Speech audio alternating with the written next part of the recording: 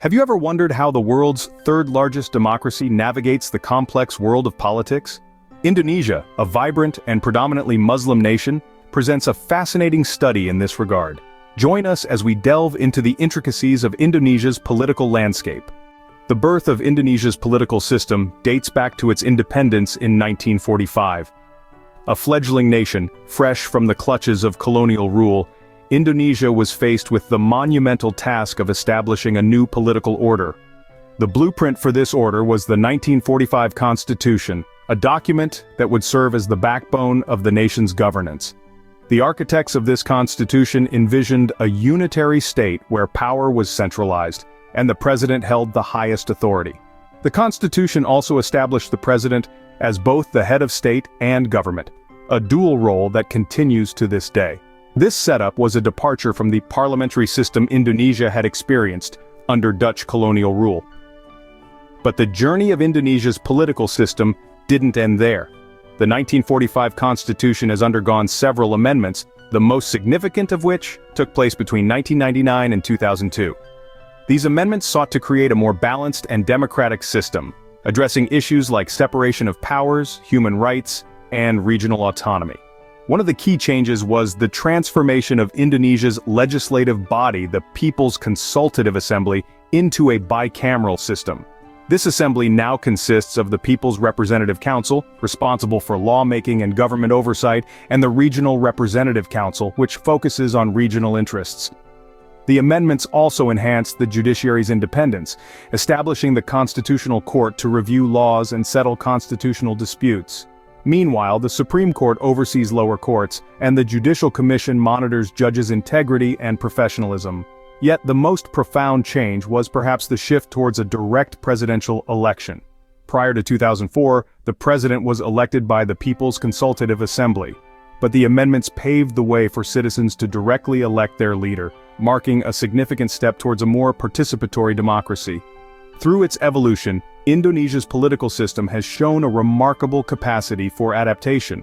It has weathered the challenges of transition and emerged as a unitary presidential republic with a vibrant multi-party democracy. This system set the stage for a dynamic, multi-party democracy. Indeed, the genesis of Indonesia's political system is a testament to its resilience and pursuit of democratic ideals. In the Indonesian political theater, power is divided amongst several key players. One of the most significant figures is the president, who doubles as both the head of state and government. This pivotal role entails serving as the supreme commander of the armed forces and overseeing the execution of national policies. The president is elected every 5 years through direct elections, reflecting the democratic spirit of the nation. Working closely with the president is the vice president, who steps up to the plate in the event of incapacity or vacancy in office. This role is essential in maintaining the stability and continuity of the government, ensuring the wheels of governance keep turning, even amidst unforeseen circumstances.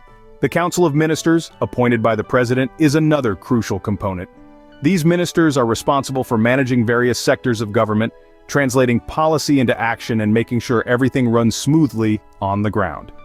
On the legislative side of things, we find the People's Consultative Assembly, Indonesia's highest legislative body. This assembly is made up of two chambers, the People's Representative Council and the Regional Representative Council. The former, with its 580 members, takes on the hefty task of lawmaking, budget approval, and government oversight. The latter focuses on regional interests, providing a platform for provinces to voice their concerns and aspirations. Last but certainly not least, we have the judiciary. This independent entity upholds the laws and the Constitution, ensuring that justice prevails. The key courts include the Supreme Court, the Constitutional Court, and the Judicial Commission. The Supreme Court oversees lower courts, while the Constitutional Court reviews laws and settles constitutional disputes. The Judicial Commission, on the other hand, monitors the integrity and professionalism of judges. These institutions ensure a balance of power and uphold the democratic values enshrined in the Constitution.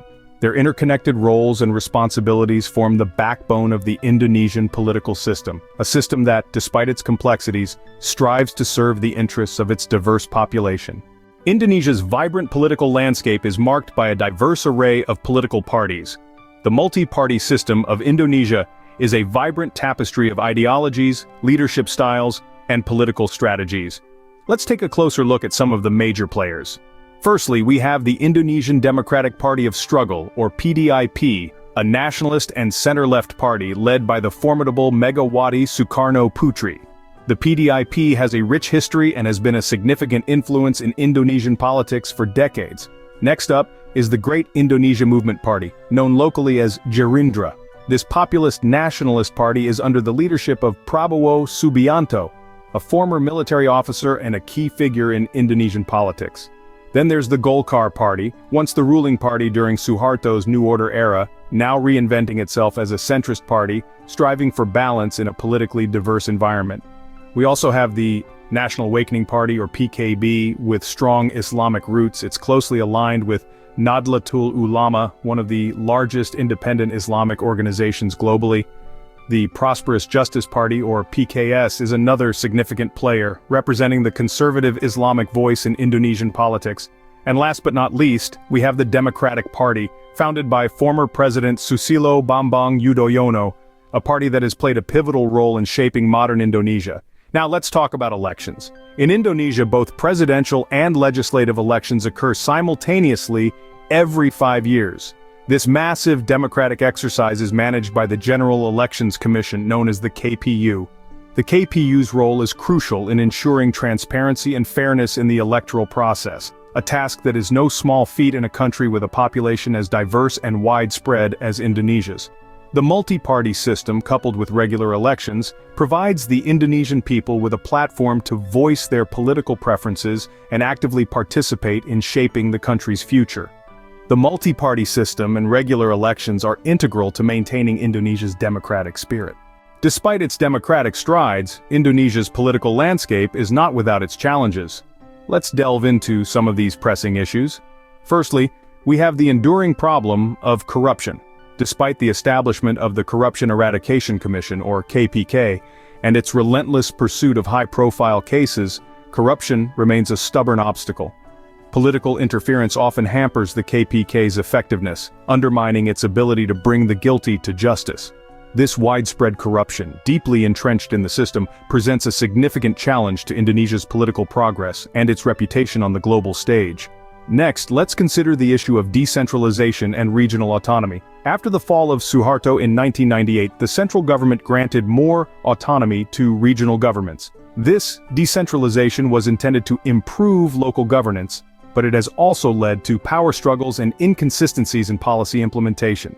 The balance between central control and regional autonomy is a delicate one, and Indonesia is still trying to find the sweet spot. Finally, we must address the religious and ethnic tensions that simmer beneath the surface of Indonesia's diverse society. With over 300 ethnic groups and multiple religions, maintaining harmony is no small feat.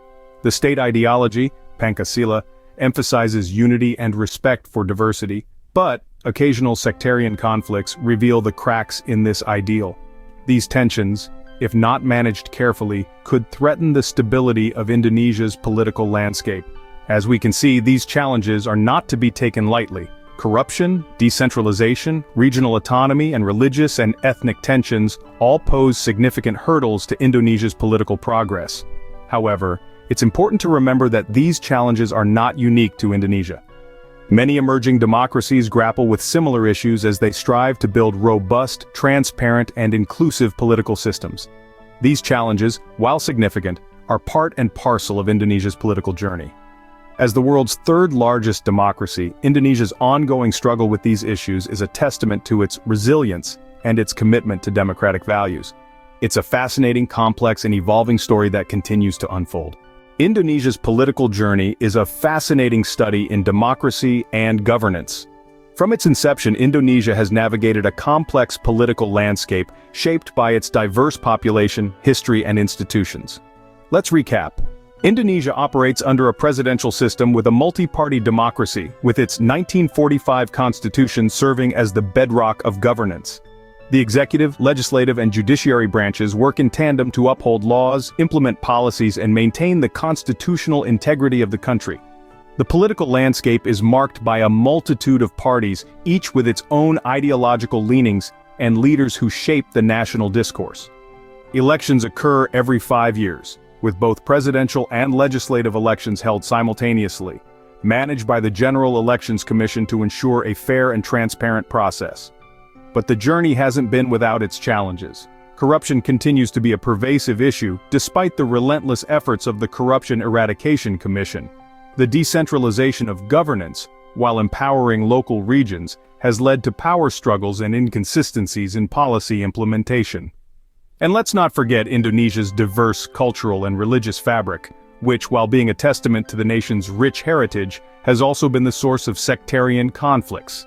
Navigating these challenges requires a delicate balance of firm governance, cultural sensitivity, and a commitment to upholding democratic principles. As Indonesia continues its political voyage, it serves as a compelling study in the triumphs and trials of democratic governance.